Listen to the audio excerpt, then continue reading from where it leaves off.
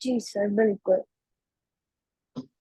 ठीक है मैम। तो एक मिनट, मैं एक बार, किसी पेरेंट ने कुछ पूछना होगा तो हम सबको ऑप्शन देंगे। एक मिनट अनन्या मैम, सबसे पहले मैं आपको पिन कर देता हूँ। 1 मिनट, इनको अनम्यूट करना।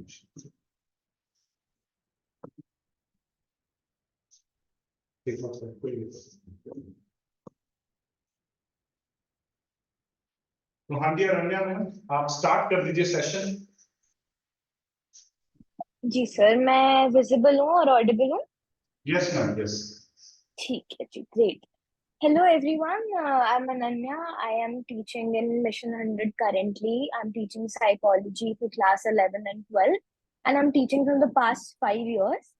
And according to my, see, I'll just tell you about my background first. I have done my graduation in applied psychology from Delhi University, and after that, I am going to pursue my MBA. So basically, I'll just be speaking about psychology में क्या scope है, आगे जाके आप लोग क्या कर सकते हैं। बिकॉज काफी बच्चे होते हैं जो अभी 10th में हैं या 11th में हैं, उनको ये भी नहीं पता होता कि साइकोलॉजी है क्या। बच्चे जस्ट इस बात के इंटरेस्ट से ले लेते हैं कि हाँ, हम कुछ माइंड के बारे में पढ़ेंगे। Mind reading comes as the first word when we talk about psychology, but that is not psychology, I will tell you. There is a lot of myths about psychology, so सबसे पहले हम उसके बारे में बात करेंगे कि साइकोलॉजी है क्या। So psychology is the study of mind and human behaviour. And मुझे लगता है कि साइकोलॉजी इतना वर्सेटाइल सब्जेक्ट है दैट इवन इफ आप साइकोलॉजी कर लो और आप उसके बाद कुछ और भी करना चाहेंगे ना, आपका, for example, if you don't want to become a therapist, you want to go in business और you want to go for law और समथिंग लाइक दैट, हर फील्ड में साइकोलॉजी की बेसिक नॉलेज आपको हेल्प करेगी ही करेगी।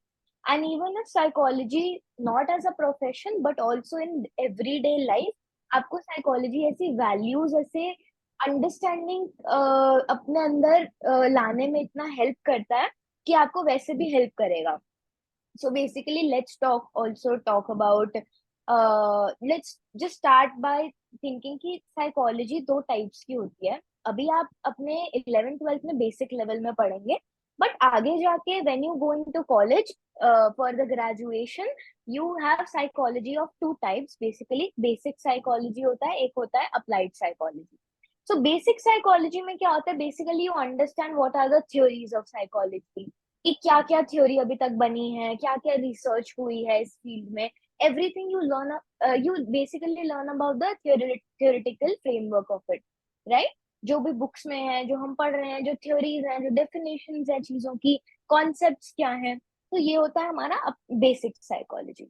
But on the other hand there is applied psychology which I have personally done. Applied psychology क्या होता है कि जो आप बेसिक चीजें पढ़ रहे हैं, बेसिक तो आप पढ़ ही रहे हैं, but 50% you will also understand the practical application of it, which is आज के डेट में very important going forward, right. जैसे अगर हमारी अभी एनईपी भी आई है, new education policy, and slowly slowly patterns are changing, so patterns more application based side जा रहे हैं, ठीक है। So as per the trend, तो एप्लीकेशन जैसे जैसे बेस्ड जा रहे हैं, तो हमें अप्लाइड साइकोलॉजी की ज्यादा नीड होगी कि अगर हम पढ़ रहे हैं साथ साथ में हम एप्लीकेशन भी समझ रहे हैं कि ये प्रैक्टिकल एप्लीकेशन होगा इसका, कि आपको अगर काउंसलिंग करनी है तो आप बुक में पढ़ के नहीं देख सकते कि काउंसलिंग में आपको ये चीजें करनी है। आप पढ़ तो लेंगे लेकिन आपको रियल सेटिंग में वो चीज करनी नहीं आएगी। Rather on the applied psychology course क्या होता है कि आप लोग उस चीज को रियल में करके देखते हैं, बहुत सारे प्रैक्टिकल्स करके देखते हैं। That is also a practical knowledge which is important, right. So ये दो टाइप की साइकोलॉजी होती है।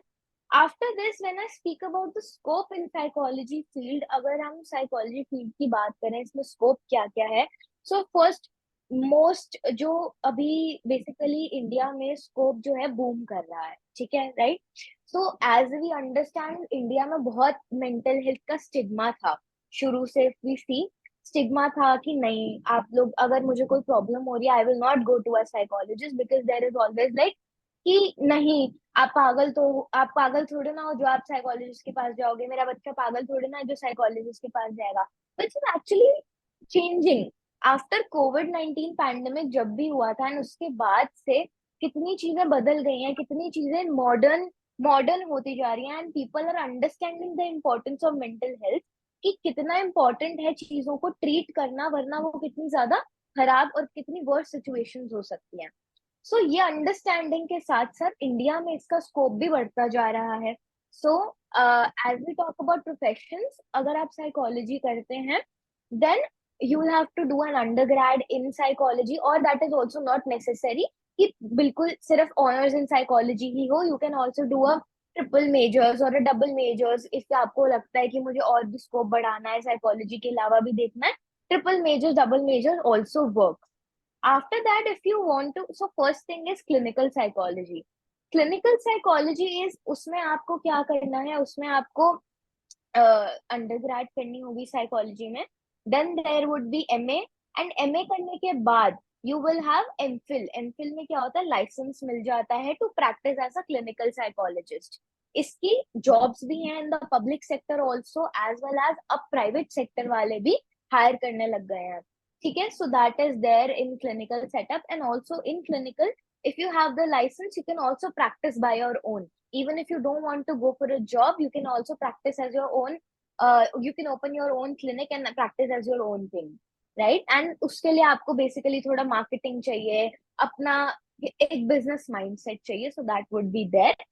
Then come counseling psychology and education psychology जो होती है।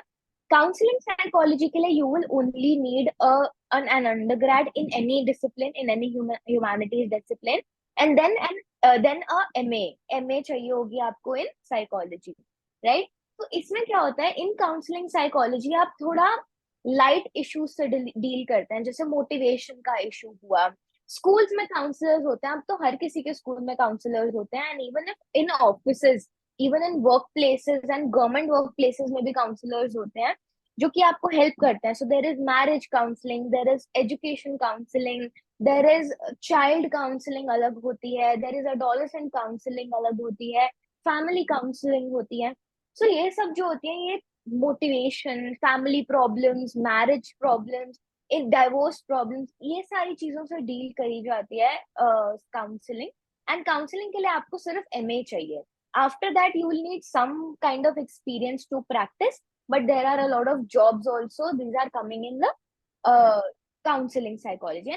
And psychology as an area is, ever developing.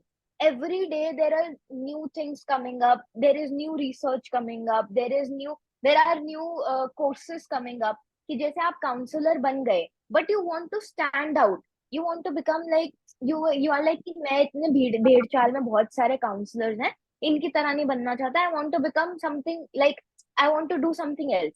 so what you can do is take up additional courses, like कि हमने जैसे LGBTQ काउंसलिंग में स्पेशलाइजेशन ले ली, ठीक है, right? And you can get a specialization in marriage counseling or something like that. So there are many specializations that come under that. Then there is already, of course, there is the research field, which is ever booming, ever requiring more people. Research में जाना is very very अभी बच्चों को लगता है कि research is a big word, which actually is a big word.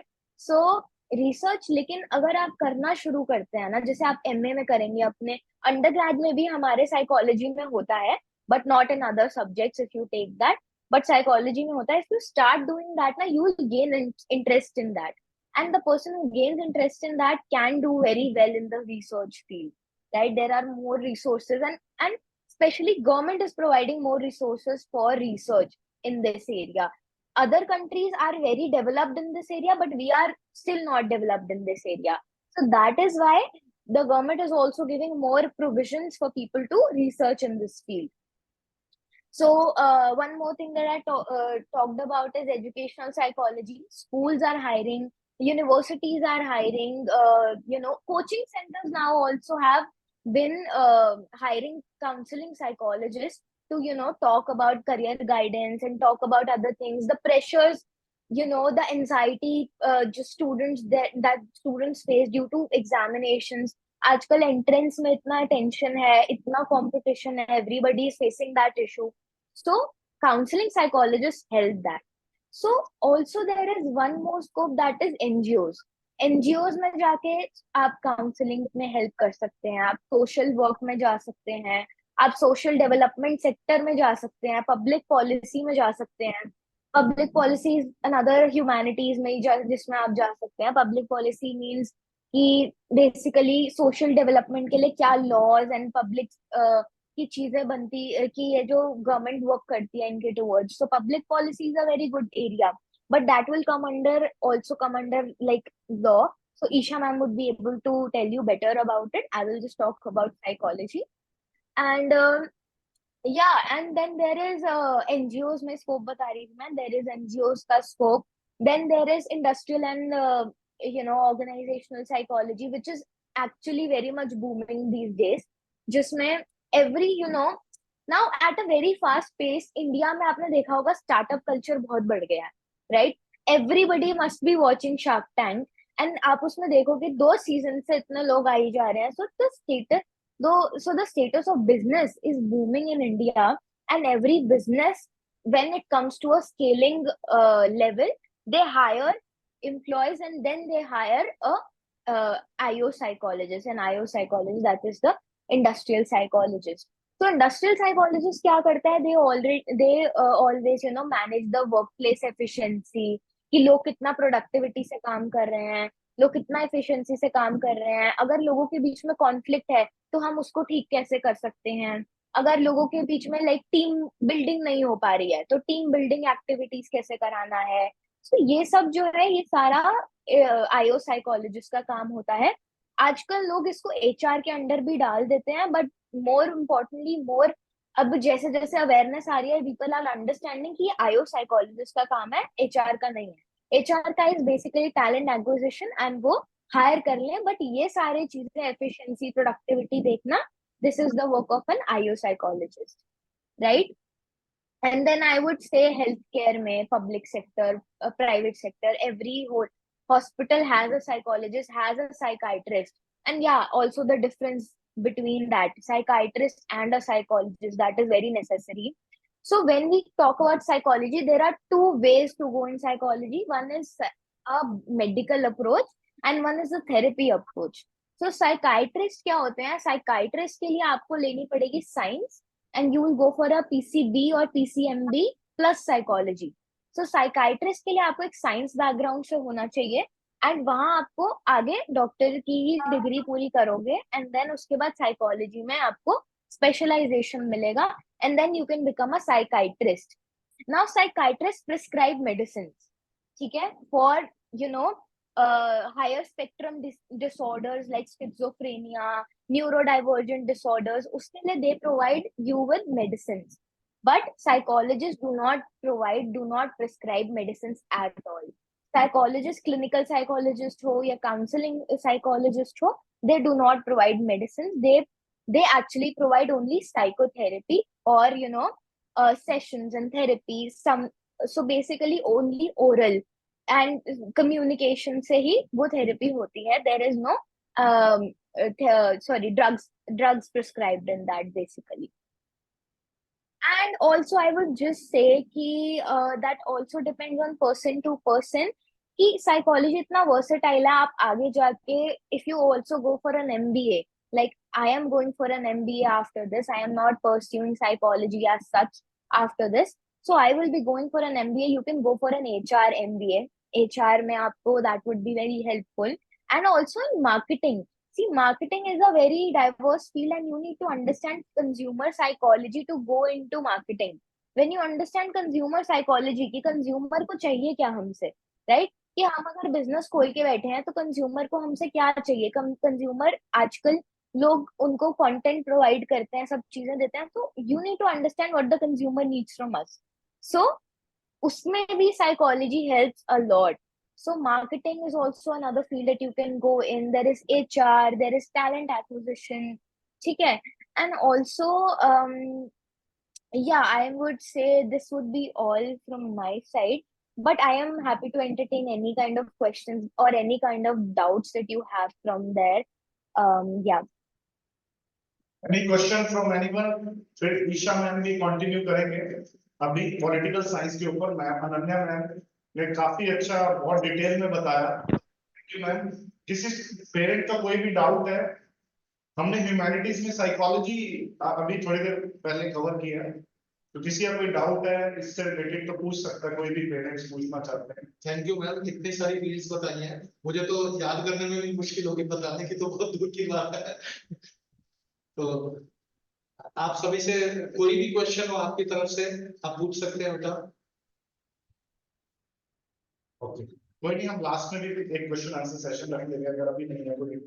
Ma'am Isha ma'am please welcome. पहले तो ईशा मैम और mission 100 director mister Pankaj and Shefali ma'am. Shefali ma'am,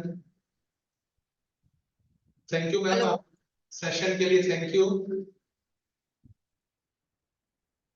Isha ma'am, This side advocate Isha. Actually we are here discussing कि हमारे पास career options कौन-कौन से होंगे after humanities we will take when we will take humanities के बाद में जो career options हैं, सबसे पहली बात तो हमें क्या अच्छा लगता है, हम किस चीज में सबसे ज्यादा अच्छे हैं, वो हम लोग डिस्कस करना चाहेंगे, राइट? तो करियर ऑप्शंस कौन-कौन से हमारे पास, इसके अंदर हम इंटरनेशनल रिलेशन टू स्पेशलिस्ट भी हो सकते हैं, जैसा कि मैम ने बोला साइकोलॉजी के अंदर काफी सारे ऑप्शंस हैं, लॉ के अंदर काफी सारे ऑप्शन हैं, फॉरेन लैंग्वेज एक्सपर्ट हम लोग इसके अंदर कोर्सेज होते हैं वो कर सकते हैं, उसके अंदर बैचलर डिग्री की भी जरूरत पर्टिकुलरली नहीं होती है अगर हम लोग फॉरेन लैंग्वेज एक्सपर्ट की बात करें। करियर ऑप्शंस बहुत सारे हैं, अनलिमिटेड करियर ऑप्शंस हमारे पास ह्यूमैनिटीज के अंदर मिलते हैं, लाइक सोशल वर्कर्स है, मास कम्युनिकेशन है, हॉस्पिटैलिटी प्रोफेशन है, बहुत सारे करियर ऑप्शंस हैं अगर आप चाहें तो, काफी सारे। सबसे पहले आपके अंदर इंटरेस्ट क्या है किसी भी करियर ऑप्शन को चूज करने के लिए, first we have to focus on that side. मैं अगर अपनी बात करूं तो हमने लॉ को चुना था, लॉ के अंदर काफी सारे करियर के ऑप्शंस हैं। अगर आप लॉ करने की सोचेंगे तो आपको उसके लिए डिग्री लेनी पड़ेगी एलएलबी की, बीए एलएलबी आप कर सकते हैं after 12th which is 5 year plan, और उसके लिए सबसे पहले आपको क्लैट का एक एग्जामिनेशन देना होता है। क्लैट के एग्जामिनेशन की प्रिपरेशन आपको फ्रॉम द 12th आपको बिगिन कर देनी चाहिए 11th-12th के अंदर, क्योंकि काफी ब्रॉड टॉपिक्स आते हैं उसके अंदर, कॉन्स्टिट्यूशन से रिलेटेड आते हैं, पॉलिटिक्स से रिलेटेड आते हैं, हिस्ट्री से रिलेटेड आते हैं, इको से रिलेटेड आते हैं। तो क्लैट के एग्जामिनेशन का पहला फोकस होना चाहिए अगर आप लॉ करने की सोचते हैं। उसके लिए आपको डिग्री लेनी पड़ेगी, क्लैट का एग्जामिनेशन होने के बाद में आपको किसी भी क्या नाम है एडमिशन मिल जाता है यूनिवर्सिटी के अंदर, एंड तब आप लोग एलएलबी या बीए एलएलबी को चूज करते हैं। बीए एलएलबी अगर आप करते हैं या बीकॉम एलएलबी आप करते हैं, उसके अंदर आपका 5 इयर्स का प्लान होता है, पूरा का पूरा 5 साल का आपको पूरा कोर्स वो कंप्लीट करना पड़ता है लॉ की डिग्री को लेने के लिए। एलएलबी का अगर आप चूज करते हैं तो उसके लिए पहले आपको ग्रेजुएशन करनी पड़ती है, आप किसी भी सब्जेक्ट के अंदर बीए के अंदर बीकॉम के अंदर लॉ की ग्रेजुएशन करेंगे, अंडर ग्रेजुएट प्रोग्राम होता है आप वो करेंगे, उसके बाद आप एलएलबी का 3 इयर्स का प्रोग्राम चूज कर सकते हैं। अगर आप 12th के बाद डायरेक्टली एलएलबी करना चाहते हैं, दैट इज बीए एलएलबी या बीकॉम एलएलबी, वो आपका 5 इयर्स का प्रोग्राम होता है, उसमें आपका 1 साल बच जाता है एलएलबी अगर आप लोग करने की सोचते हैं आफ्टर ग्रेजुएशन। अगर आप डायरेक्टली 12th की बात करते हैं तो आपका 1 साल वहां पर बच जाता है। और एलएलबी बीए एलएलबी या एलएलबी करने के बाद में जो आपके पास ऑप्शन आता है उसके अंदर आपको एक एआईबी का एग्जाम क्लियर करना पड़ता है, उसके लिए भी आपको रेडी रहना पड़ता है। इट इज अ बूस्ट, आपको एक लॉयर तो बन जाते हो आप जब एलएलबी की डिग्री ले लेते हो, लेकिन एक एडवोकेट बनने के लिए आपको रजिस्ट्रेशन कराना पड़ेगा बार के साथ में, that is bar council of India, bar council of Delhi में रजिस्ट्रेशन होता है उसका, और उसके लिए आपको एआईबी की ऑल इंडिया एग्जामिनेशन होता है बार का, वो देना पड़ता है, which is MCQ type questions are there related to your law degree. और करियर ऑप्शंस में इसमें बात करें तो civil law, criminal law, corporate law, काफी सारे लॉ के प्रोग्राम्स होते हैं जिसमें आपका इंटरेस्ट होना चाहिए, जहां पर वो आप अपने इंटरेस्ट के अकॉर्डिंगली आप उसको सिलेक्ट कर सकते हो। लाइक क्रिमिनल लॉ अगर आप एक्सेप्ट करते हो तो क्रिमिनल रिलेटेड प्रोग्राम्स होते हैं उसके अंदर आपके, सिविल लॉ है जो कि आपके सिविल मैटर्स को डील करते हैं, आप वहां पर उसको आप देख सकते हैं। बहुत अच्छा प्रोफेशन है, अपने राइट्स के लिए लड़ना सबसे पहले तो आप सीखते हो इस प्रोफेशन के अंदर। इंटरनेशनल लॉ है जो आप इंटरनेशनल लॉ के अंदर भी आपके प्रोग्राम्स हैं, उससे रिलेटेड आप कर सकते हो, which deals with the different countries के लॉ से डील करता है। फैमिली लॉ को एक्सेप्ट कर सकते हो, फैमिली लॉ के अंदर आपके मैरिजेस, डाइवोर्स, चाइल्ड कस्टडी, काफी सारे लॉ के प्रोग्राम्स उसके अंदर भी हैं, मतलब बहुत ब्रॉड आपके पास में लॉ के अंदर चूज करने के लिए ऑप्शंस आपके पास होते हैं। कॉन्स्टिट्यूशनल लॉ हो गया आपका, इसके अलावा इंटेलेक्चुअल प्रॉपर्टी लॉ है। इंटेलेक्चुअल प्रॉपर्टी लॉ के अंदर कॉपीराइट्स, ट्रेडमार्क, पेटेंट लॉ, काफी काफी सारे ऑप्शंस आपको आपके पास में लॉ के अंदर। काफी लोग ये सोचते हैं कि हमने ह्यूमैनिटीज ले ली, अभी ह्यूमैनिटीज के अंदर मतलब कोई हमारे पास चूज करने के लिए ऑप्शंस नहीं होंगे, बट ऐसा नहीं है, काफी सारे ऑप्शंस आपके पास ह्यूमैनिटीज के अंदर है। मतलब एक छोटे से दायरे के अंदर आपका ह्यूमैनिटीज नहीं है। ह्यूमैनिटीज एक बहुत ब्रॉड टॉपिक है, बहुत ब्रॉडली आप इसको ले सकते हो। लॉ के अंदर भी जाते हो तो बहुत सारे आपके पास में ऑप्शंस आ जाते हैं। अगर आप लॉ की डिग्री लेते हो, उसके बाद में आप चाहो तो आप जुडिशरी साइड में जा सकते हो, which is the most important part. हर इंसान का एक सपना होता है कि मैं एक ऐसे लेवल पर पहुंचूं जहां से मतलब लोग मुझे कहते हैं ना, सैल्यूट करे, एक अंदर से आता है कि हाँ, that is particularly we what want. तो वो आपकी जुडिशरी सिस्टम के अंदर है, जिसमें आप लोग जुडिशरी की तैयारी कर सकते हो। एलएलबी के बाद में बीए एलएलबी के या बीकॉम एलएलबी के बाद में जुडिशरी की तैयारी कर सकते हो। उसके लिए भी काफी सारी इंस्टीट्यूशंस ओपन हैं जो जुडिशरी के लिए आपको प्रिपेयर करवाते हैं। जुडिशरी की आपको एग्जामिनेशंस देनी होती है। एक आज के टाइम के अंदर एक ऐसे प्रोग्राम्स हमारे पास अवेलेबल है जुडिशरी के अंदर, जिसमें लाइक एक आपने मतलब एक छोटी सी उम्र के अंदर जजेस आजकल बच्चे बन रहे हैं, छोटी सी उम्र के अंदर। लाइक 22-23 साल का एक पर्सन जो है वो जज बना हुआ है, एंड जज is a very big position. मेहनत बहुत करनी पड़ती है, राइट? बहुत मेहनत चाहिए, बट वो मेहनत जब आप उस सीट पर बैठते हो ना, तो लोग आपको वहां से सैल्यूट करते हैं, वो बहुत अच्छा लगता है। मतलब जुडिशरी आपकी एक ऐसी चीज है। उसके अलावा हाँ, उसके अलावा कॉर्पोरेट लॉ के अंदर जा सकते हो आप। आईटीज में कॉर्पोरेट के अंदर, कॉर्पोरेट लॉ के अंदर काफी मतलब जो भी हम करियर ऑप्शन चुनते हैं वो किस लिए चुनते हैं? बेसिकली पैसा कमाने के लिए, ठीक है? Financially we want to be strong, and judiciary अगर आप करते हो तो वहां पर आप फाइनेंशियली भी स्ट्रांग होते हो, एक अच्छी पोजीशन आपको मिल जाती है, एक रेपुटेशन बहुत अच्छी है। एक जज की गाड़ी को कोई रोकने से पहले भी 10 बार सोचेगा। जस्ट इमेजिन द सिचुएशन कि अगर आप लॉयर के लिए बहुत बड़ी बात होती है, अगर आप एक जज बनते हो तो वो तो आप खुद सोच सकते हो कि आप किस पोजीशन पर पहुंच सकते हो आफ्टर डूइंग ह्यूमैनिटीज।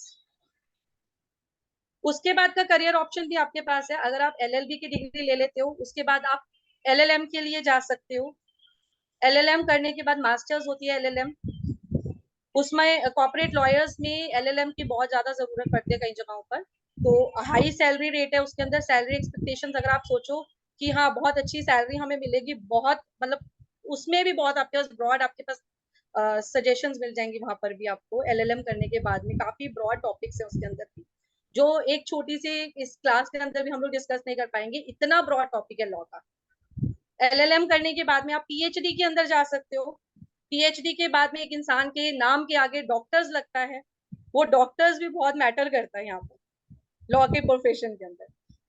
कि एक डॉक्टर होता है जो हम मेडिकल लॉ के अंदर देखते हैं, सॉरी मेडिकल के अंदर देखते हैं, जहां पर एक्चुअली मैं खुद व्हाइट कोट से ब्लैक कोट में आई। मैं खुद डीएमएलटी रह चुकी हूँ, diploma in medical lab technologies. उसके बाद मैं व्हाइट कोट से ब्लैक कोट में आई हूँ, and there is a lot of difference between the white coat and a black coat. बहुत डिफरेंस है।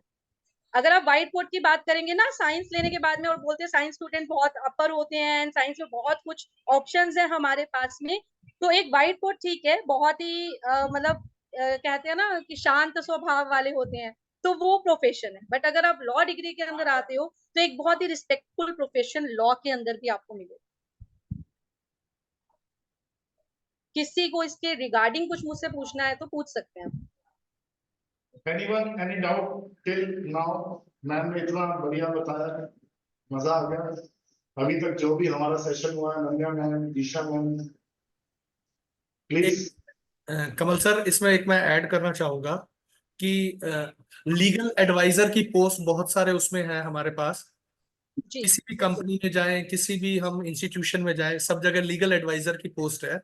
तो वो एक बहुत अच्छा ऑप्शन है लॉ स्टूडेंट जो लॉ परस्यू करना चाहते हैं। मैं खुद एलएलएम हूँ, तो मुझे पता है कि ये प्रोफेशन कितना है।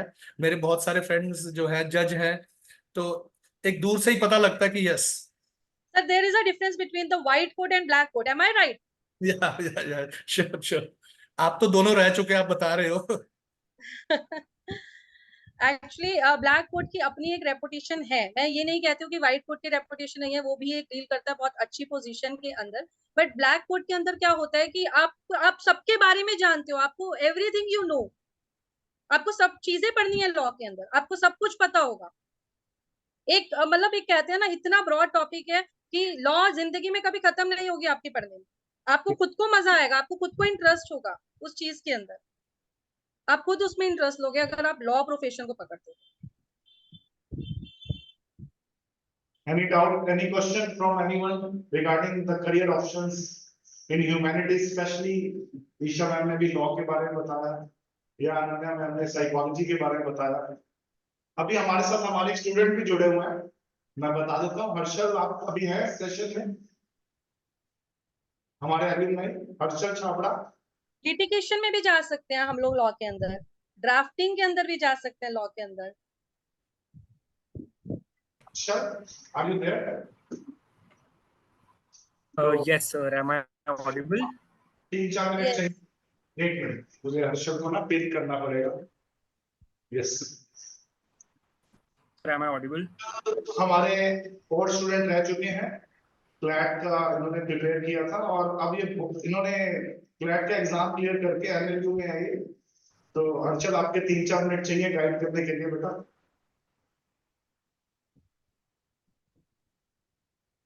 Sir, am I audible and visible?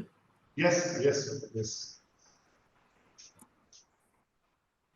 Right. A very good evening to one and all. I am Harshal Chhabra. I'm currently pursuing my BA LLB honors, and I am a second-year law student at Gujarat National Law University.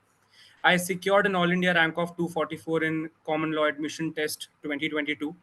Apart from that, I appeared and I sat for 7 competitive exams, and I cleared each one of them. I today, so basically, since everybody is talking about humanities, I believe there's only one very simple aspect of humanities which has been missed, and that is the sheer simplicity of the whole gamut of subjects which comes with humanities. So I'll be pondering over the simplicity of all the subjects and the corresponding importance of competitive exams which you can easily give post your school, post your 12th. So सबसे पहले तो मुझे ऐसा लगता है, सबसे पहले मैंने 11th क्लास में कॉमर्स ऑप्ट किया था। By the end of 11th standard मुझे ये तो पता चल गया था कि मुझे क्या नहीं पढ़ना है, और अकाउंटेंसी बिजनेस स्टडीज में मुझे बिल्कुल इंटरेस्ट नहीं था। इकोनॉमिक्स वाज अ सब्जेक्ट जिसमें I was really interested, so that's why I planned on pursuing that in my 12th। And मैं अभी भी BA LLB ऑनर्स कर रहा हूँ। इकोनॉमिक्स, लॉ एंड इकोनॉमिक्स हमारा सब्जेक्ट है यहाँ पे भी। तो मेरा ह्यूमैनिटीज ऑप्ट करने का, और मुझे लगता है आज के टाइम सबका, मोस्टली लोगों का जो कंपेटिटिव एग्जाम्स की जो इस टाइम इस क्लास में मौजूद हैं, उन सबका पर्पस ह्यूमैनिटीज ऑप्ट करने का ये जरूर होना चाहिए कि हम कंपेटिटिव एग्जाम के लिए बैठें, क्योंकि आप 11th क्लास में हैं, अभी आपके पास बहुत टाइम है। इसके अलावा आप 11th स्टैंडर्ड को तो चलो आप कंसिडर भी ना करें, सिर्फ 12th बोर्ड्स की अगर आप बात करें तो 10 दिन के अंदर पढ़ के सारे सब्जेक्ट्स बहुत इजीली क्लियर किए जा सकते हैं। तो आपके पास इतना टाइम है 10 अलग अलग कंपेटिटिव एग्जाम्स की प्रिपरेशन करने के लिए। तो उसके लिए मैं सबसे पहले तो बोलूंगा कि ह्यूमैनिटीज को डेफिनेटली आप ऑप्ट कर सकते हैं। आई थिंक ईशा सब्जेक्ट के बारे में तो मुझे आई डोंट थिंक उसके बारे में बहुत बात करने की यहाँ पे जरूरत है। लॉ के बारे में अगर हम स्पेसिफिकली बात करें तो आई थिंक जो भी सब्जेक्ट्स आप पढ़ रहे हैं, मैं पर्सनली लॉ के लिए, क्लैट के लिए प्रिपेयर करने BCC नहीं आया था, मैं कंपेटिटिव एग्जाम्स इन जनरल के लिए प्रिपेयर करने आया था, जिसकी वजह से मेरे फंडामेंटल्स इतने स्ट्रांग हो गए कि क्लैट तो मेरे लिए बहुत one of the easiest exams था, राइट। तो 1 लाख बच्चे बैठ रहे हैं एग्जाम में, उसके बावजूद मैं आज यहाँ पे ये बोलूंगा कि उतना डिफिकल्ट नहीं है आप लोग के लिए एग्जाम क्रैक करना, अगर आप 2 साल के लिए प्रिपेयर कर रहे हैं।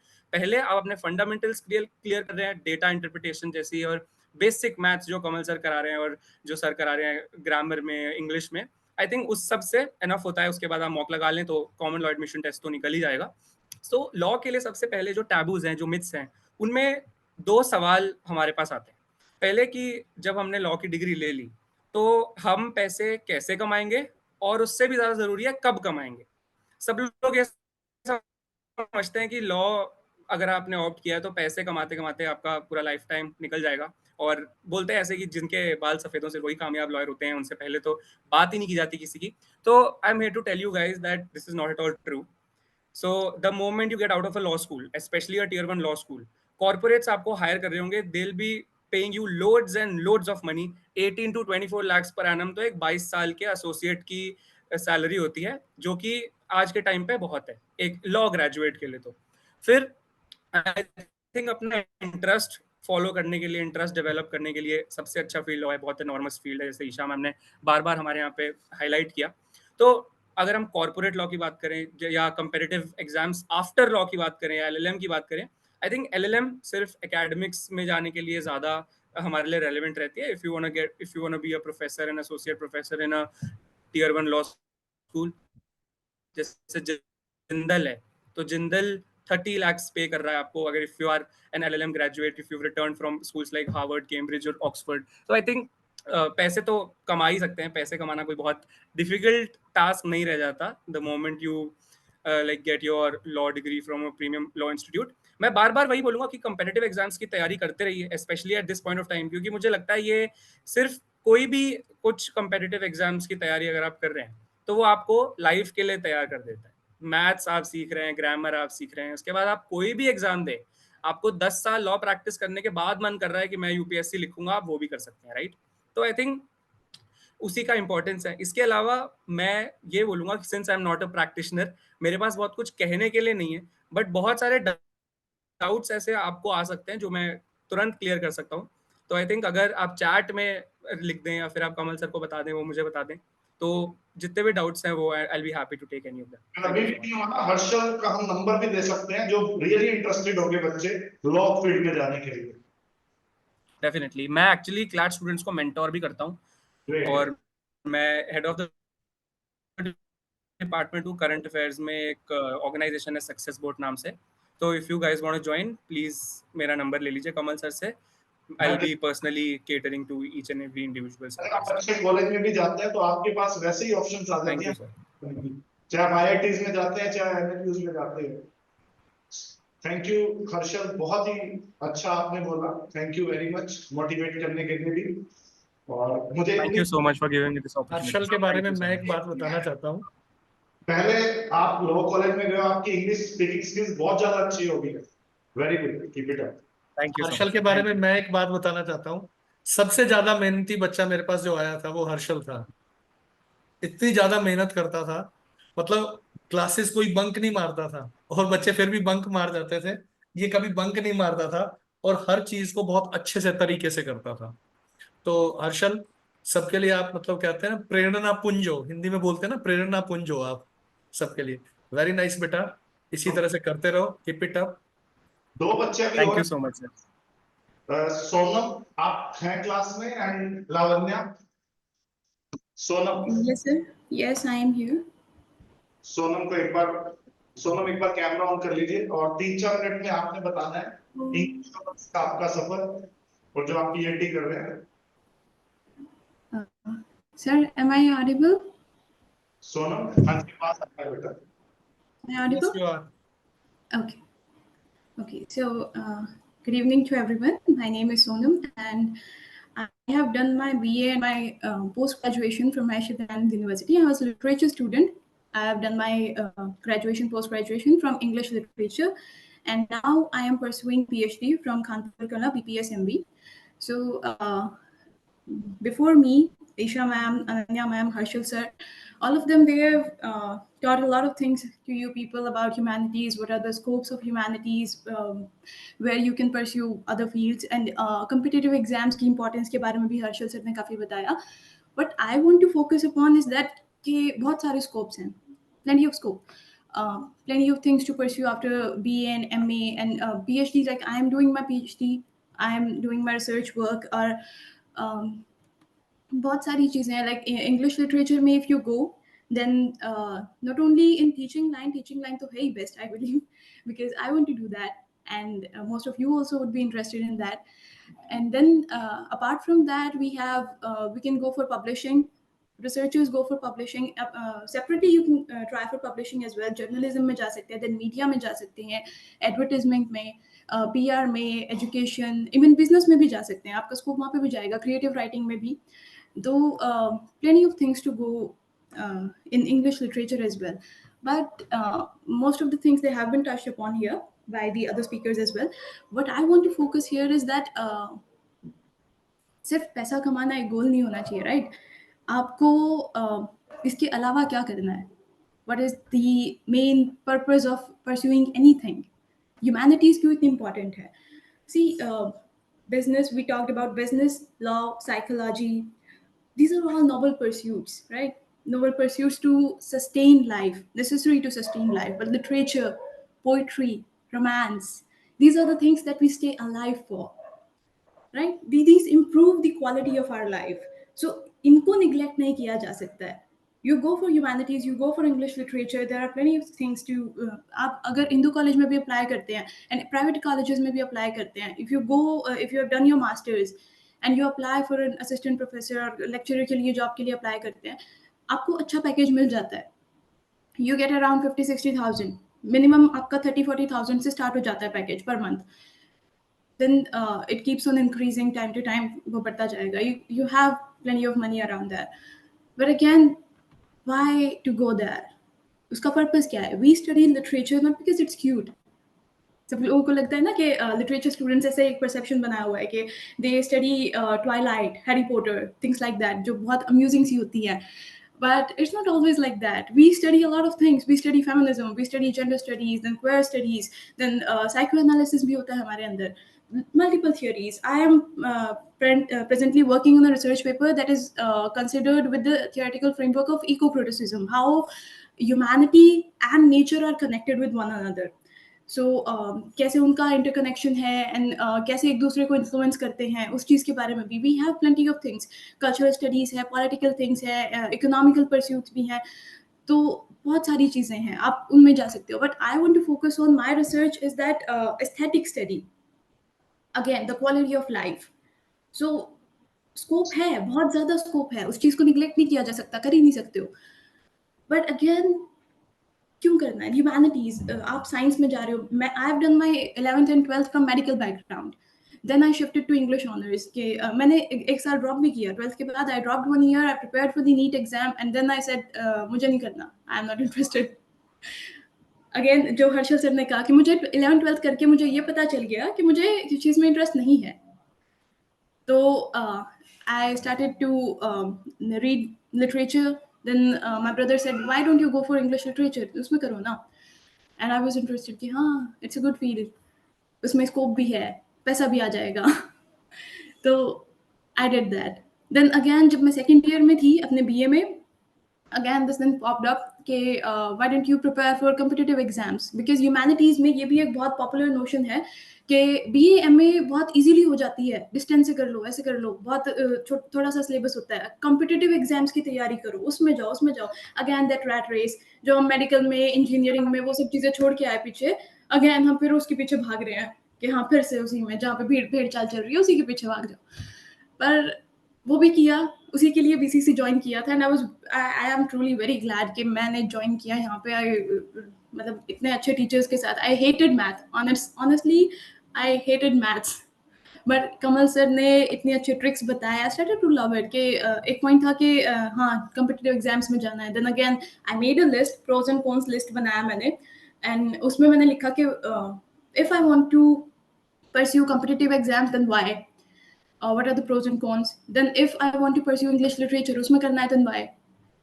तो I was given a time period 2 साल का, जब मेरे के MA complete होने तक, if you can qualify NET or JRF, then you can continue with your field. Otherwise, you go for competitive exams. I was given this deadline, and gladly I did qualify those exams. मैंने GATE भी कर लिया. I got all India rank of 105, and उसके बाद में I am pursuing my PhD. So वो deadline मिली, but again family का support. But I am truly glad कि मैंने इंग्लिश लिटरेचर चूज किया. Why English literature? बिकॉज ठीक है, करियर बेस पे बहुत अच्छी फील्ड है. आपको ट्रांसलेशन की, क्रिएटिव राइटिंग की, I told you all those names, and you can search on Google as well. बहुत सारी चीज़ें मिल जाएगी. बहुत अच्छे अच्छे इंस्टीट्यूट्स हैं, IITs आपको PhD ऑफर करने लगी है, MA ऑफर करने लगी है ह्यूमैनिटीज़ में आजकल। तो वहाँ पे बहुत ज़्यादा स्कोप है, आपको बहुत अच्छा काम करने को मिलेगा। PU में, JNU में, DU में अगर आप वहाँ पे PhD करते हो तो बहुत इतना रिग्रेस काम कराते हैं वो, you will be astonished to see the change that they will bring in you. Then एक रिसर्चर के तौर पे I have only spent 2.5 months here in my university in BPSMB. वहाँ पे I learned a lot of things. कैसे communicate करना है, कैसे लोगों को एनालाइज करना है, या जो साइकोलॉजी वाली चीज़ है that comes in literature as well, कि हम कैरेक्टर्स को पढ़ते हैं तो हमें बात करना आता है कि हाँ कैसे सिचुएशन को हैंडल करना है। लिटरेचर ये चीज़ भी सिखाता है कि how do you handle situation, how do you deal with people, how do you convey your feelings without saying any word. तो वो सब चीज़ें सिखाई जाती हैं, बॉडी लैंग्वेज एंड सब चीज़ें पर्सनालिटी डेवलपमेंट के लिए भी। तो लिटरेचर में ये चीज़ें भी बहुत ज़रूरी हैं। कहीं ना कहीं जब हम रैट रेस में भागते रहते हैं, जब हम पीछे पड़े रहते हैं वहाँ पे कि हमें करियर बनाना है, पैसा कमाना है, स्टेटस चाहिए, हम इन चीज़ों को निगलेक्ट कर देते हैं। वो स्टेज फियर रह जाता है फिर भी उन लोगों में, but literature really helps in that as well.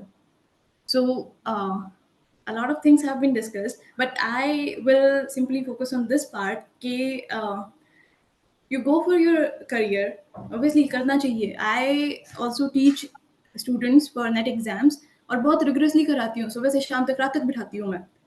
Previous year paper भी होते हैं, सिलेबस भी होता है, but again I keep on saying the same thing कि करना है ना तो इंटरेस्ट लेके करो, उस चीज़ को एंजॉय करो, प्यार करो, लिटरेचर से प्यार करो, that is important, right? Literature से प्यार करोगे, जिंदगी से प्यार हो जाएगा, I can guarantee that. So that is from my side, and thank you all. Thank you BCC for inviting me. Thank you so much. Thanks a lot. Thank you. एक बार question answer session हो जाए फिर हम session को over कर देंगे। एक बार आप सबका थैंक यू भी कह दीजिए। और अभी हमारे पास क्या लावण्या है क्लास में? Okay, any question from any parents? Nitika ma'am, Medhavi, Vinocha की मदर होंगे साथ में? Yes sir. हाँ जी, अभी बोलिए मैम, बोलिए please. Just a small doubt, मुझे लगता है जितने भी स्पीकर्स थे they all were good speakers, तभी शायद I think they are here for speaking in this on this platform. But मुझे लगता है कि अगर स्पीकिंग स्किल्स बहुत अच्छी ना हो, can we be good at being in से doing LLB or maybe studying literature? And the first one, I think the topic was social psychology. Can we be good at those fields if we are not good at speaking skills? Any one of the speaker can answer. I think Harshal is also a good speaker, I believe. बहुत madam ये बहुत शर्माता था, बोलता भी नहीं था, law ने इसको सब कुछ सिखा दिया। लॉ ने सब कुछ सिखा दिया, मुझे ऐसा लगता है। मैं बिल्कुल अग्री करूंगा इस बात से। Even I come from the same background, मैं भी रोहतक से ही हूँ एंड मैं मॉडल स्कूल का पढ़ा हूँ। कभी आज तक हमने डिबेटिंग, MUN कुछ भी एक्सप्लोर नहीं किया था। But believe me on this, आप अपने बच्चे को एक प्रीमियम इंस्टीट्यूट में भेजेंगे तो वहाँ के कंपटीशन से, स्पेशली यहाँ पे जो पीयर प्रेशर पड़ता है, आपको मैं जरूर बोलूंगा कि जीने नहीं देता, बट कुछ सिखा जरूर देता है लाइफ में। तो आई एम प्रिटी श्योर जितने भी, so I am a second year student and I have written more than 20 academic papers and blogs in the past 1 year itself। और मुझे ये बात अच्छे से पता है कि मेरे जैसा बच्चा यहाँ अगर इस कॉलेज में नहीं पढ़ रहा होता तो वो कभी भी नहीं कर पाता, right? So I think college ही आपको बहुत सिखा देता है। यहाँ पे जो बच्चे मेरे साथ पढ़ते हैं उनके स्पीकिंग स्किल्स मुझसे बहुत बेटर है। आई थिंक मैं तो आसपास आज भी नहीं हूँ उनके। तो आई थिंक ये एक बहुत ही माइन्यूट सा कंसर्न है, मैं बोलूंगा, जो डेफिनेटली एज अ पेरेंट आपको आया। But I think trust the process, right? अगर आप प्रोसेस को ट्रस्ट करेंगे, if you give in to the process, I believe वो जेन्युइनली सॉर्ट हो जाएगा। तो speaking skills don't really matter, it's the application of mind, specially in the field of psychology as well as law, which will going to cater the interest of your client. So I think that's not a very big concern, and that will be sorted as soon as a person gets into a good college. Isha ma'am, Sonal ma'am, please. I think one more thing I would like to add, but obviously there will be fields please, which are specific. Okay, you don't have to be very vocal. You can just be a silent worker, or you can just do your designing, or you can do some work like that. So there'll be fields like that also, no? So you not necessarily you have to be working in that particular field. where you have to Right. deal with the, I can uh, add to that. yeah. Yes, So please. so basically when we talk about psychology, मुझे लगता है in psychology speaking skills से ज्यादा listening skills पे ध्यान देना चाहिए. सो अगर आपकी लिसनिंग स्किल्स अच्छी हैं, then you will be able to cater to the profession of psychology in most cases, right? And also yeah, as you say, the silent jobs, basically आजकल skill based jobs बहुत सारी हैं. जैसे for example there is animation, graphic designing. So these things are mostly that can help you, but I don't think कि speaking skills में आपको इतना issue लेना चाहिए. That will, as Harshal said, that will develop as with time, because as students get out of school, जैसे ही वो college जाते हैं, जैसे ही वो अपनी ग्रेजुएशन करते हैं, मास्टर्स करते हैं, दे डेवलप स्किल्स. सो वहां पे एक चीज आ जाती है, और दूसरा अगर नहीं भी होता है उसके बाद, तो बच्चा खुद एक्सप्लोर करेगा. और ये काफी ऐसी जॉब्स भी होती है. एंड साइकोलॉजी में तो there is no worries about speaking. वहां पे तो ज्यादा लिसनिंग का वो होता है कि लिसनिंग अच्छी होनी चाहिए, देन स्पीकिंग अपने आप उस हिसाब से मैनेज हो जाता है. Any question from any other parents? Tanishka, Medhavi, Arju Kalra. Okay. Come on, ask questions, guys. मुझे अभी भी याद है. Firstly, I'm so honored to be on the other side of the table.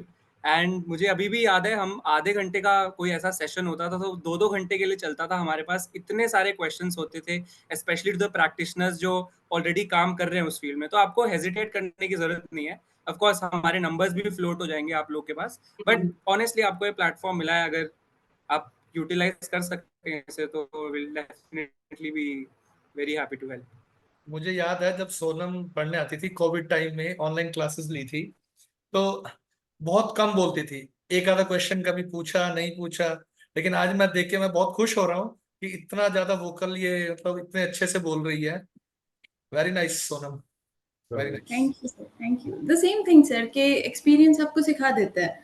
When you are given a platform, और जब आपको बोला जाता है कि करो, और I have been a very sincere kid शुरू से ही, तो करो के बाद तो कोई ऑप्शन ही नहीं है. You have to do it, you have to do it. और फिर वो ये तो हम धीरे-धीरे बोलेंगे कि आप सिंसियर हो.